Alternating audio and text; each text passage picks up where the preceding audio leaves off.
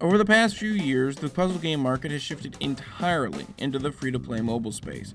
Even some of the oldest franchises like Bejeweled exist exclusively in games that gate level progression, requiring you to endlessly grind through tedious and difficult levels or fork over some cash to move on.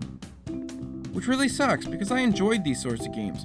Puzzle games make for great time wasters or quick distractions, but the focus these days is not on how to make the best game, it's on how to milk the maximum amount of money out of the player.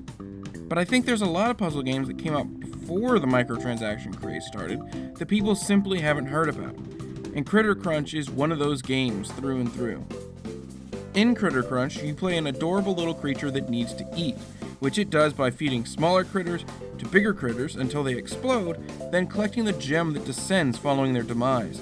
Like so many of the other best puzzle games, it's deceptively simple.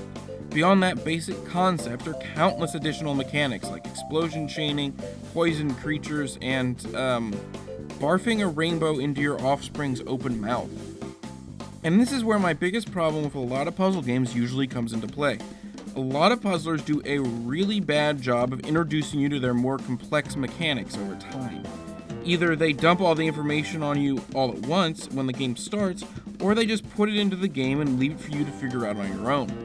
Critter Crunch, however, smartly wraps up its progressively complex mechanical intricacies in a campaign mode that is every bit as charming as the rest of the game's aesthetic is, with short interludes not only to introduce new mechanics, but also for a British explorer archetype to explain to you the history of this fictional island.